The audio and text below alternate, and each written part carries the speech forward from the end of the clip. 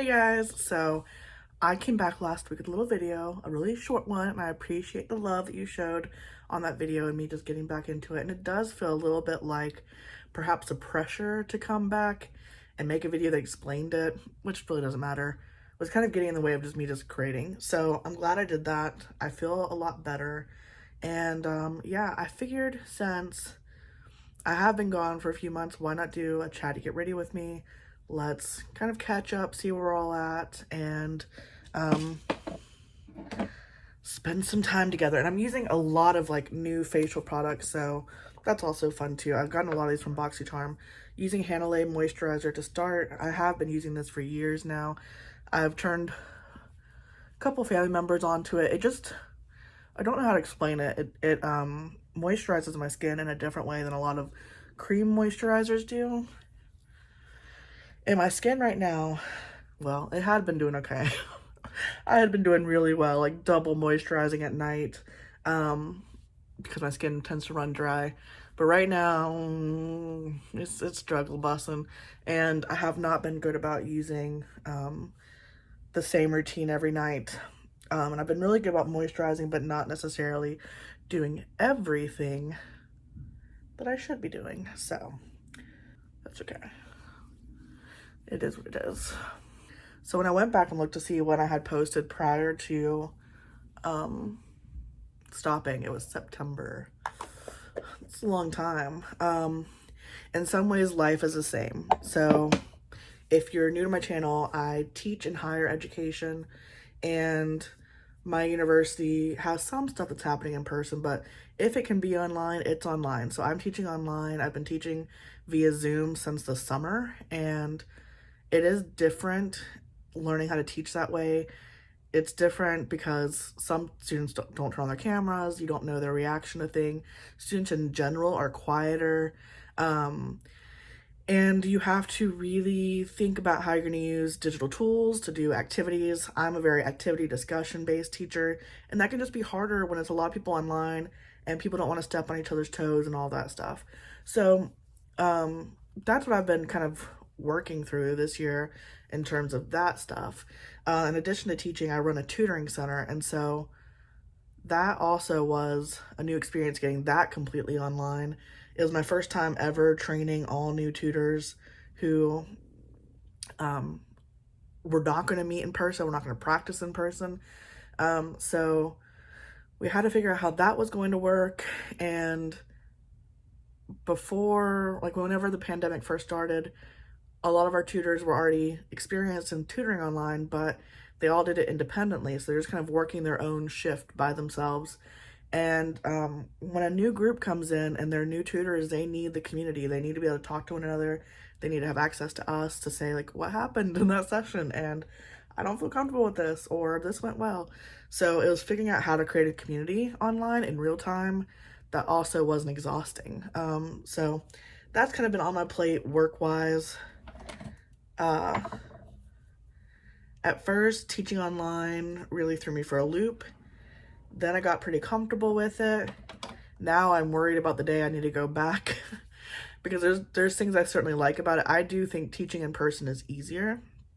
It is easier to come up with an idea right then and be like, let's get out a piece of paper and just do something. Or here's a whiteboard. You have these like surfaces that are always there to do something on. Whereas I feel like online, I have to design it ahead of time, and that keeps us on a pathway, which is good, but also takes away from perhaps more like improvised things that could also be good. All right, so I had gotten this in BoxyCharm, I think, Police Perfect Glow BB Cream. They gave it to me in medium tan, which is this color. It's obviously too dark for me. So I put a little spot on there, and then I've used Fuera for a long time. This is actually too light for me. This is their porcelain color, but what I like about Fuera is it's a little bit thicker and it gives that coverage. So I just put them together and mix with my beauty blender, or I use the what's this one called, Real Technique sponge. I have my dirty one, maybe just for you guys, I'll break in this newer one. so you don't have to look at the dirty one. And I just mix it together. And sometimes I mix a little bit too light, sometimes I mix a little bit too dark, but it ends up working out okay. So I think I had probably shared on here previously that living alone and working now from home took a toll on my mental health, especially my anxiety. I have 2 nephews and a niece, all 3 and under, and at that age you just like develop so much in such a short amount of time. I would watch videos of them online and just like cry from not having seen them. Now, and a lot of you guys said, you know, you might need to increase your bubble. Like, you might need to work out with your loved ones how to see them. And that's what I did. So now, like, my bubble is my family, my immediate family, my parents. My parents are retired. And then my siblings and their kids. And luckily, all my siblings are like, they do the thing with wearing their masks. I don't have to worry about that necessarily. And I know that every time I see them, there's still somewhat risk. Just because you never know who they're come in contact with. But that's the bubble. And then I also have my 2 best friends, Ashley and Rachel, who I see and every once in a while. And I'm dating someone, and so I see him, and he works from home as well. So he lives a little bit farther away from me. So we're seeing each other about every weekend or every other weekend, and we make sure we do social distancing in between. So I'm a lot happier now because I have like my social circles figured out and I have regular social time with people. Those of you who are really committed to being on your own and not seeing people in person, I'm in awe of you. I literally started having an emotional breakdown after a month of doing that. And I think we're doing the best we can do. As soon as my parents are signed up to get their vaccine, I'm a teacher, so I get to go soon, and I'll get my vaccine as soon as I'm able to, and we'll just go from there.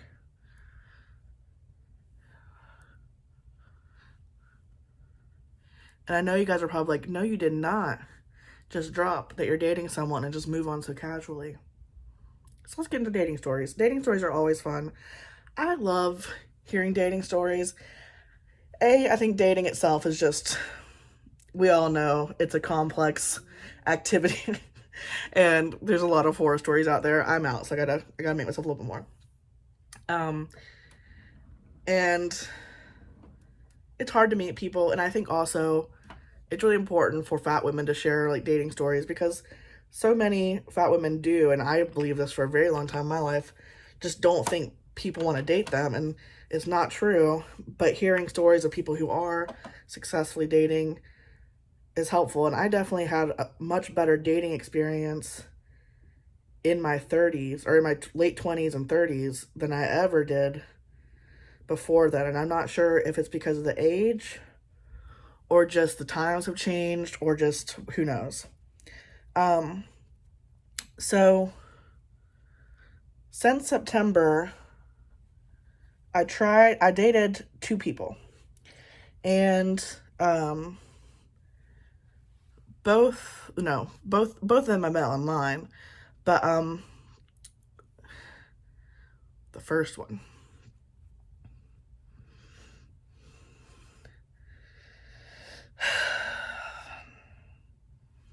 so here's the thing with dating. I can sometimes, it's funny, me and my friends were talking today about kind of our mental stuff to unpack and to make us better people, communicators, let us have healthier relationships, basically what it comes down to.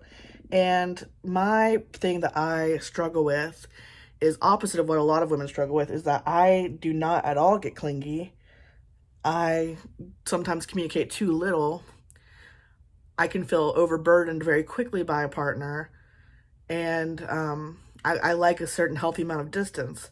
What I've realized is that's a lot of that is because either the person I was with didn't make me feel safe, or they weren't independent enough on their own that the stuff they were handling in their life did come down to a problem I felt like I needed to solve versus their stuff in their life that they needed to figure out. And if that's, stated too generally, I'm sorry. I'm trying not to like share specifics of people because who knows, they could watch this. So this first person I was dating with, we both were kind of like that. We're both a little bit independent. We both like our space. We don't want to be like talking all the time. And he was in a job that I found to be, what's the word? Something I looked up to. He was doing work that I valued, and I thought it was attractive that that's the kind of work that brought him in. And this kind of work kind of has like a belief system built into it. It's got activism built into it. You're advocating for something. And I was really intrigued by that. I was like, oh, this person has some stuff in common with me, and I can learn from this person. And wow, like he has some really great values. That was my thought process. He was different than some other guys I've dated, and this position that he was in had recently gotten him into a much better financial situation. And at first, as I was talking to him, I noticed these things. One, he talked about his money a lot. And two, he name dropped people, celebrities, an old college buddy who had made it successfully. And part of me thought, maybe this person's doing this because they want to impress me. And they, part of me, like, whenever I'm dating someone, I'm always trying to remember that people don't operate the way I do, and what are their intentions behind it. Because while I could think like, oh, I would never name drop, like, what's their motivation behind doing it? Because if they're just trying to impress me, maybe they just don't know yet that they're impressing me on their own. They don't need to do that to impress me, basically. So I noticed that, but it wasn't enough to like make me wary of dating them. And we had planned to meet up to meet because he lived a pretty good distance from me. And so I quarantined for 2 weeks, got tested for COVID, and we met up. And oh, I haven't been telling you things. My bad. I went in with some Shape Tape right here because I have hirsutism. You can sometimes see my hair follicles, so I did that. And now I'm going to go in with bronzer. And this is from Lovecraft Beauty. I want to say the color is like Cermine or something. It starts with a C. My friend Ashley, I think, got this actually in a beauty box, maybe Ipsy or something, gave it to me, and then I liked it so much I bought it on Poshmark afterwards. But unfortunately, it doesn't have the name of the shade under there. But I think it's something with a C starting out. So anyways, when we met, I'm not going to go into too specific of details because honestly, it was a very upsetting experience and a little bit too private to share on the internet. But he did some things to show me that he was very much in tune with his desires, wants, needs. And there was no conversation about how I felt about those desires, wants, needs. Just an assumption that if those were his things, then I would want them too, and I should act and do things based on those. And as we started talking, we were talking about my plus size Instagram and how I've been doing this I've been doing blogging since 2010. I stepped away from it, came back and did YouTube. Now I'm a lot on Instagram. Like, I've had different iterations, but I've been in the plus size fashion space since 2010. So we were talking about that because it did fascinate him. And then he started telling me about all these other plus size women that are bloggers. They're like, so I would call those public plus size women that he has either messaged or dated or whatever. And while I don't expect someone to, like, if they're attracted to me, maybe they'd be attracted to another person who does something similar to me, it felt weird. It mostly felt weird that I've been talking to him for 2 months and he chose that day when I was with him already to tell me that. It made me kind of feel like a notch on the belt, a oh, I have a long list of the Instagram girls and I got this one to come meet me because I'm attractive to them. Um, it didn't feel good, and he didn't always have positive things to say about them. But also, every time he told me about, you know, these past girls he dated, it'd always be these like extreme things like, oh, I flew them in a helicopter to do XYZ. It felt very bragging. It felt very manufactured of what he thought love should be, or gestures, romantic gestures should be. Meanwhile, I felt like when I tried to voice a boundary or something, he'd kind of joke or laugh about it, or he'd completely just cross the boundary entirely. So I was like trying to give it time to unpack itself. And by the second night, I was just like, my thought was, don't touch me. My thought was, don't touch me. I don't want him to touch me. I knew at that point, I had planned to stay 2 more days, but if I'm feeling that way now, I gotta go home. So the next morning, I was gearing up myself to tell him that. And something else happened where I just realized again that like me, my autonomy, my agency, not a consideration. There's nothing that like is a discussion. It's just to do something and expect the woman to do the action you're suggesting. And I was just like, I'm homesick. I need to go home. And then his reaction to that was, well, let's get you home. And I felt kind of awkward, and I was, you know, worried he was going to be upset because I don't like confrontation. And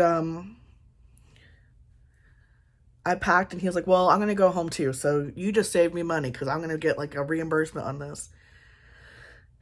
So then, okay, I was about to finish up my story when I realized it had stopped filming. I had gotten too much. I was filming on 4K. I had to go back down to 1080. Hopefully we're okay.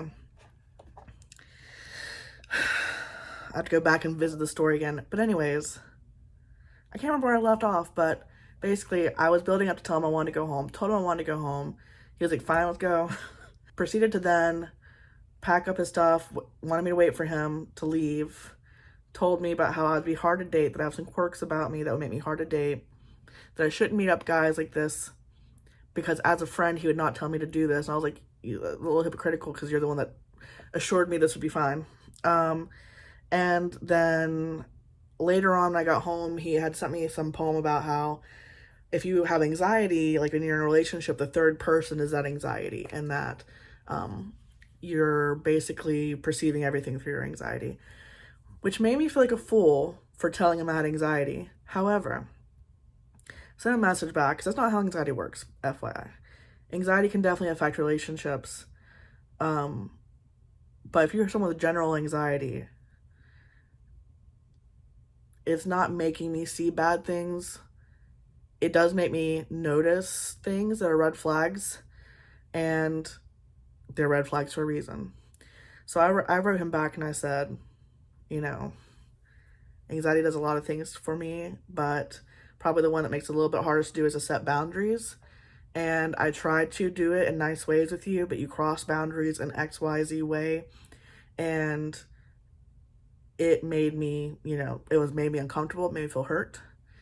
And basically his response was like, I'm sorry you feel that way, versus I'm sorry I did something like that. Because the stuff he did, at first I was starting to think like, am I just overreacting? And I started telling my girlfriends, they're like, heck no, you're not overreacting. That was wrong. And so his response made me feel like I was overreacting. And with more distance from it, I knew I was not. But someone can have a job or a spouse beliefs all day long that make you think you're aligned with them, but their actions will always show. And obviously I'm talking too long because this video keeps getting cut off. Okay.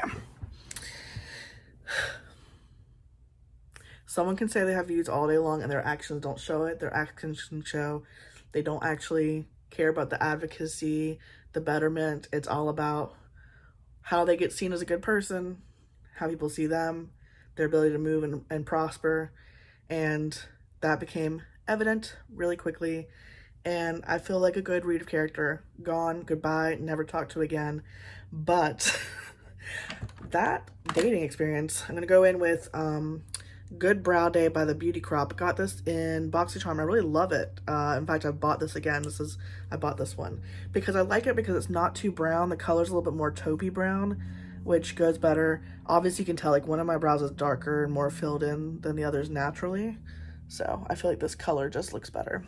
But that experience, oh my gosh, like I was like, do I need to go get therapy? Like, I struggled in the moment. I think what bothered me the most is that in the moment, I struggled to set a boundary.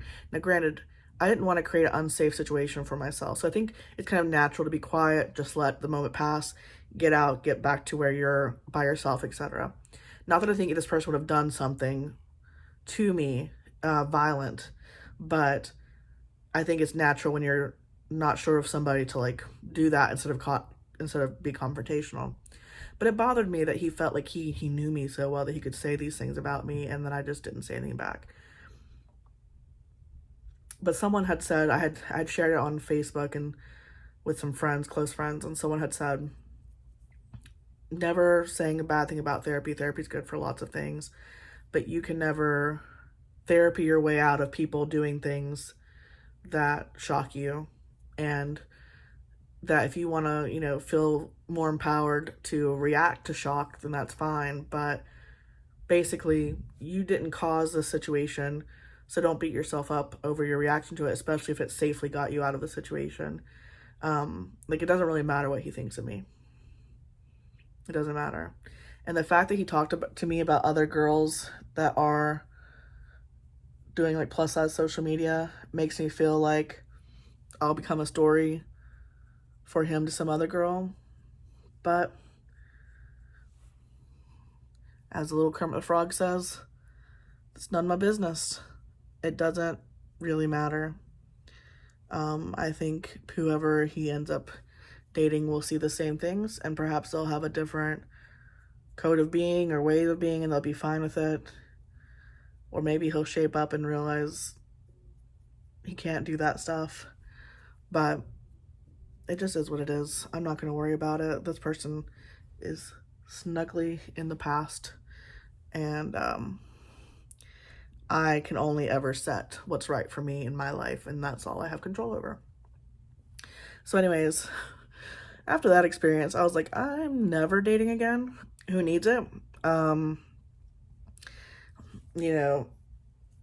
I can try to date all different kinds of men who I think are putting forward the thing I want, and it still go badly.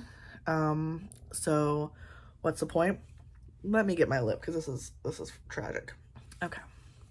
So then I met G online. I always call him G. And it started off very slow, just exchanging some messages. He's in the same field of work as me, so it actually started off as like talking about that kind of stuff first.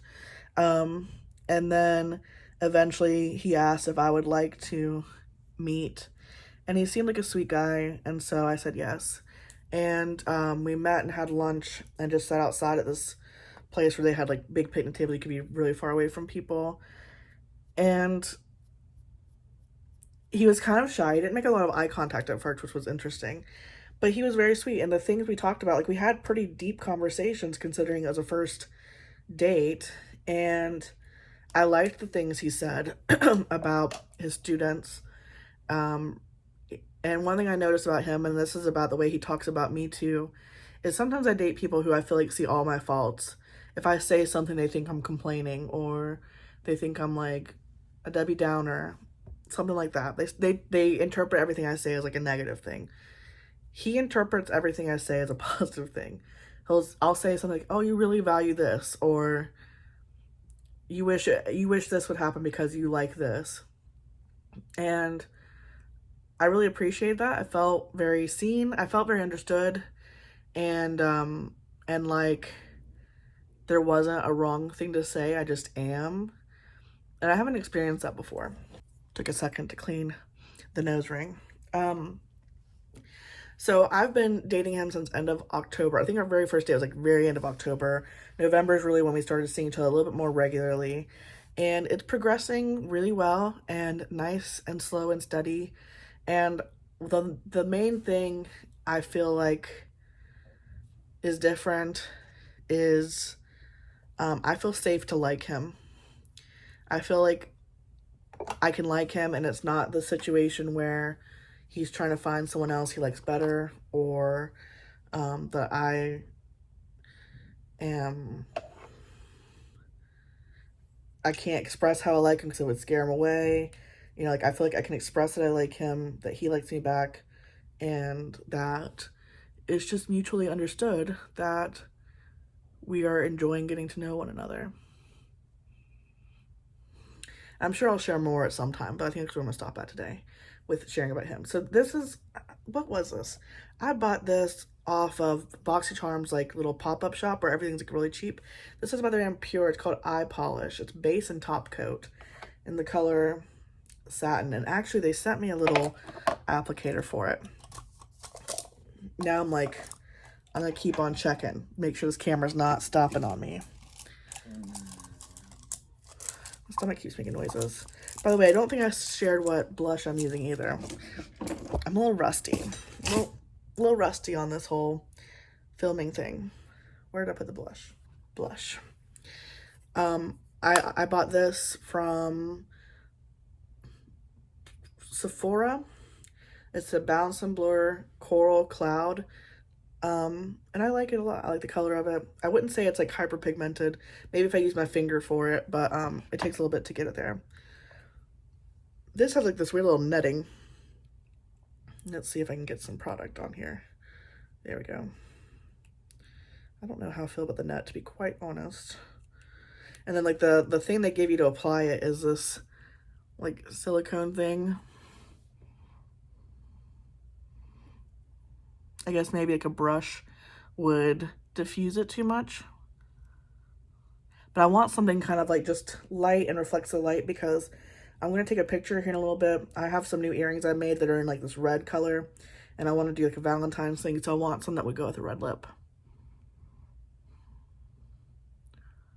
So I am still making earrings. I'm making clay earrings. It's been really fun. I really love my Valentine's collection that I made. There's still some pieces available, but I did sell some of them out. And what I'm excited about is the potential to do an in-person market at some point. I know everywhere is different in terms of rules they have for COVID right now. North Carolina, you can do things out in person. You just have to wear a mask at all times. So my sister signed up for a like artisan craft show, like a local one, for late March. And she does vinyl designs and gosh, what's it called? Sublimation. Actually, she made me this. This is just a sweatshirt with my logo on it, but like the logo is printed into the sweatshirt now. And she went ahead and got a booth for herself. She's been doing that for over 2 years now, 3 years maybe. And she said I could come and share some space with her. So I'll set up a little table there. I'm very curious to see what people say about my earrings in person, and to see what it's like selling in person. See, I don't know reactions to things, you know, because I'm only been able to sell it on Etsy so far. And while it seems to be successful, I'd just love to know what someone would say if it was in person. So I'm looking forward to that. That'll be late March. I will say it was really hard to get that product out. I don't know why they have the net. I might have to cut the net out because it just makes it hard to get the product in general. And then I'm not even sure what the purpose of the little applicator is, because as you can see, it created some like bumpiness. So I'm going in there with a brush. I like the actual like color of this. It's just maybe not the best in actual application. Oh well, it's fine enough for what I wanted. Good thing I bought it on discount. So still doing earrings, still loving them. I'll show you once I get all ready what I look like with the earrings and the thing. I'm gonna wear it with some Eloquii pajamas that have hearts all over it. I also want to do a video soon where I show you the clothing that has gotten me through being home so much, because I didn't used to be someone that wore sweatpants and things, and I've definitely found some at home like loungy wear type pieces that I love, and certain brands that I think do it better than others, that I want to show you. Okay, should we try lip stunner? Like, should we try this? I'm kind of scared. Red lip is scary. But let's try it. I'm going in without lip liner, which I'm sure people everywhere are like, no. I just find this to be super runny, and you have to be really careful with the application. So I'm going to look into this mirror and hope.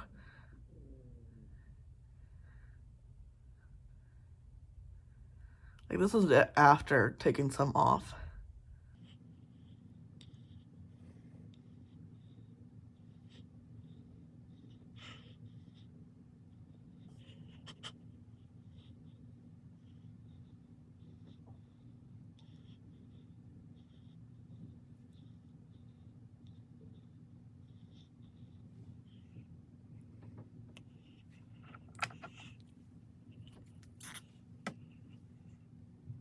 I'm scared. I think I did it. I think I did it.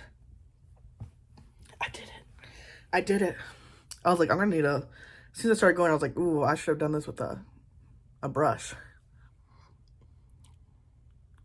I can't believe I just did that. Oh my gosh. That's called the luck of someone who hasn't done this in a long time. Okay. I have been on an eyelashes journey. I really should put fake lashes on since I want to do a video. Let me go grab my fake lashes. I've seen so many YouTubers talk about Lashify. Lashify is hecka expensive, okay? Very expensive. I've shown these before, but they've actually developed a new one. So this is Falscara. I've used this before on here. It is a lot like Lashify, and they now have this overnighter that can extend your wear to 2 to 3 days or so. So this is $20. Guys, please don't be spending hundreds of dollars on something that $20 can do for you. Let's just not. And I guess the new version is they send you short, long, and medium wisps. It used to just all be one length. So let's give this a go. I'm not a lash person. I can never do strip lashes. I never was able to actually make that work for me. Okay, so I think I'm gonna do a short. Usually I can get 4 on my eye. I have pretty short eyes. All right, so the first thing you do, there's this 2 edged pen. One's bond, one's seal. So I'm gonna take the bond one first and actually let me curl my eyelash because I want my eyelashes to already be going upwards because you put them underneath your lash. All right, so this is what the bond looks like.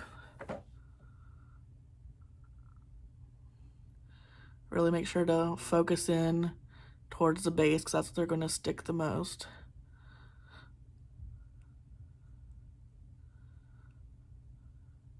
I'm gonna go, let's see, in to out, out to in. I'm gonna go out to in. All right, so I'm taking my long one first.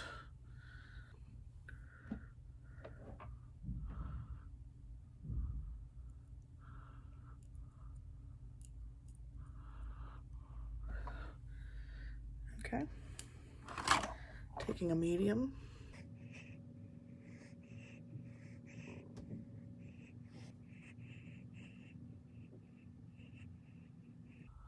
Maybe I can only fit 3.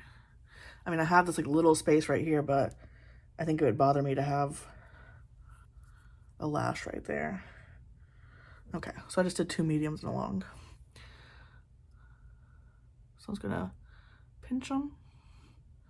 They're already pretty stuck on there.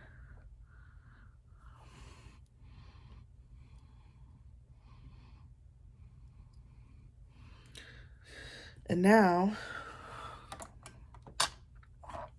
I'm gonna go into the seal side. And this does, okay, they made it clear. It used to be white and it could sometimes leave a white residue, so I'm glad they changed it. You just want to make sure you hit the base, especially where it's sticky. This will take away that stickiness from the bond.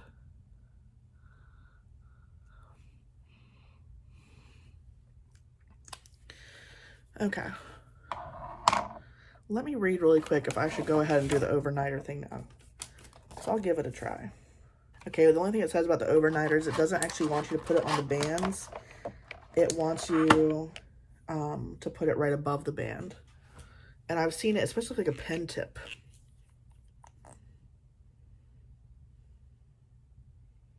Okay, it's actually like a liquid eyeliner.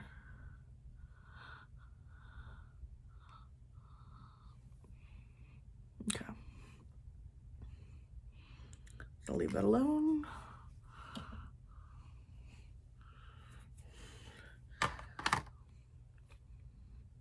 I'll put Lash on the bottom. Now let's do, I'm gonna do the top one off camera because I'm not talking about anything anyways, so it'll be a wreck. Okay, so second one's done. I need to do the seal.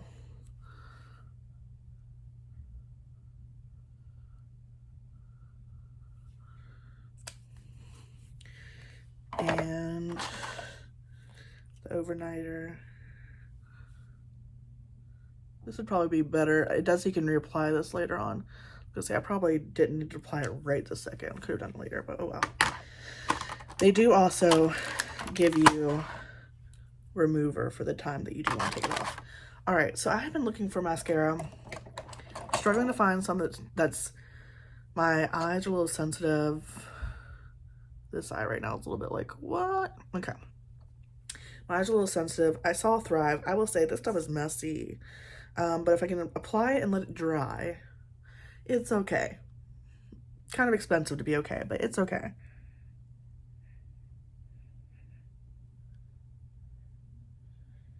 It has a habit of getting everywhere though when you apply it, especially on the top. And they always show it as like making your lashes super duper long. I haven't personally experienced that.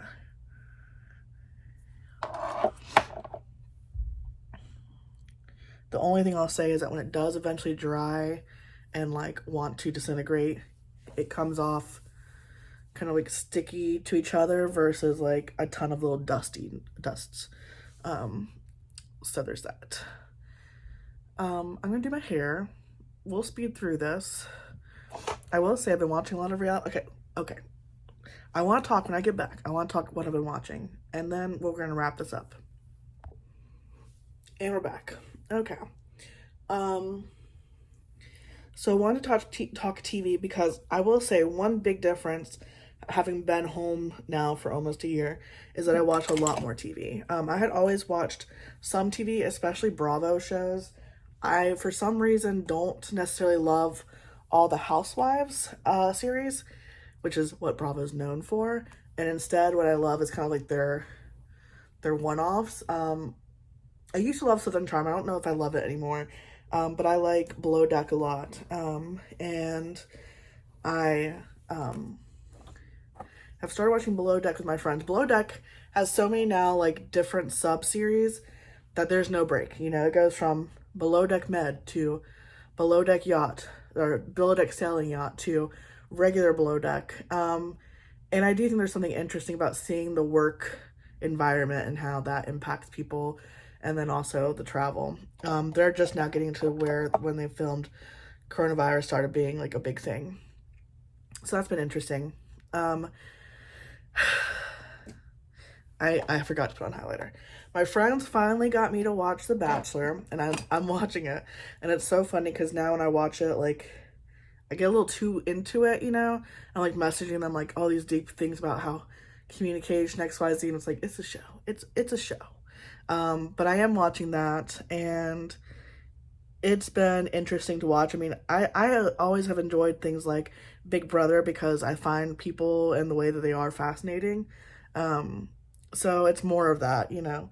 And then I watched Bridgerton, and my aunt got me to watch Dairy Girls on Netflix. That was really fun and kind of like a little quick thing to watch because the episodes are so short. And the girl from Bridgerton is in that. And then what else am I watching? Mondays are my big TV day because The Bachelor and Below Deck come on that day. And so I'm watching TV from like 8 to like 11. Kind of ridiculous. And then I had taken a big break from YouTube when I first, I mean, this is kind of where the disconnect happened. When I first started being at home, YouTube, I just wasn't watching it very much. I got really, really, really into true crime podcasts, which can give you, which is not great necessarily, but I just like, I can go down little holes of topics. And then I started listening to legal commentary. So some of it is like, it's all based on lawsuits that are happening, but I've been watching a lot of like YouTube videos and stuff about lawsuits, and I find them fascinating. In fact, I'm like, would I like to, go into like law writing? Like, would that be an interesting thing for me? And the other part of me is like, work already gives you anxiety. Do you really want to do that? But I do find it interesting, and words mean certain things in law, and you have to be very careful with your arguments and your understanding of laws, and so that's fascinated me. And I also went down this like rabbit hole about videos about MLMs. I feel like I've just been learning random things and going down rabbit holes since the pandemic has started. It's like, what's my new topic for, this month? Gotten all into different conspiracy theory videos. I'm not a conspiracy theorist and going to like sit there up at night thinking about them, but I do find it interesting the things that we don't know a lot about and why information isn't there about it. Some of it's obviously just like things that are too old that weren't in the time of information. But if it's modern things, like why don't we have information about those things? So that's the Aquarius part of me. Like going down little holes and learning things about things. And I've been doing that a lot. So basically, my world's a little smaller these days, and I'm doing okay. I'm finding ways to occupy myself and feel creative and all that stuff. It's just different. And for sure, like, I mean, my content used to be going out to stores and trying on clothes, and that's not happening. That's not happening these days. Hasn't stopped me from buying clothes, but I do need to get better about figuring out ways to show you that makes sense for me, that I find fulfilling and happy about. And what I really love is I love watching commentary videos. I watch Smoky Glow, which some people like and some people don't. She was beauty and commentary. But she had tagged one of her friends. I want to say the name is like Nisipia. She called her Nisi. And Nisi did videos where she's like window shopping online. So she might pull up Torrid's website and pull up things that are funny to her. A lot of it was kind of like trashing certain clothing items she didn't like, or just, what she found cute or not. And I thought about how often the beauty space does videos where they don't actually have the products there. They're just talking about if they're interested in them, like what are the new items that are available, what's their eye drawn to. And I thought that would be a lot of fun for me personally to create. Like, once a week or once every 2 weeks, what are the new items shared? Or if Eloquie's having one of their big sales, what are the items that my eye is going towards that I think is a good deal? And I think maybe you guys would like that, because I think that sometimes you like to see what I find and what I think is cute. But I wouldn't have the fit information. Obviously wouldn't notice like on the body. So that would be different, but I am interested in making that if that's something that sounds good to you. I've also thought about just doing more plus size topic commentary in general. So for example, Athleta now is carrying plus sizes in a lot of their stores. They're supposed to have like over 350 pieces, I think, that are now offered in plus sizes, up to 3X, up to size 24, I'd say. That's pretty cool step. They're part of the Old Navy brand, which is like, I always feel like you're doing okay, but you could do better. And then Lane Bryant is now extending sizes. They have some styles going up to size 40, I believe. I'm excited for them to do that, especially because most people have a Lane Bryant within driving distance of them. And I still believe that it is better for plus size women to be able to try on their clothes before buying, if they want to, than having to just buy online and guess all the time. And Lane Bryant is a brand that most of us are familiar with. So I'm really happy that they're doing that. So there's like little newsy things that I think would be fun to talk about if other people would want to talk about them with me. I know some person had asked about me doing like a live on YouTube and just chatting. The hard part, I think, is finding a time when people are available or would want that. But I could see that being a situation where we kind of talk about new things happening every week or two in the plus size world or just in the pop culture world, YouTube world, things that I pay attention to. This camera keeps cutting off on me because I have too much stuff on my phone. It's obviously been a long time since I've filmed and have been aware of how much I'm putting on my phone. So let me know what you think about those things. If you'd be down for those kind of chatty videos, those kind of shopping videos, I'd love to hear your thoughts. I'm going to play around my hair a little bit. I think part that I cut off might be that I want to get a haircut. My hair is getting really long, but I'm scared to go in. Might cut it myself, and that I have dyed my hair on my own. This is Madison Reed hair coloring, which I think turned out pretty well. It took my hair from like having lots of shades in it to a pretty good overall shade. It does, my little grays are still visible to me, and it does say that it covers grays, so I'm a little bit nervous to suggest it for that, but otherwise I like it. So let me get ready, do my little photos, and I'll show you how it turns out. And yeah, thanks for hanging out with me. I'll talk to you soon. Bye.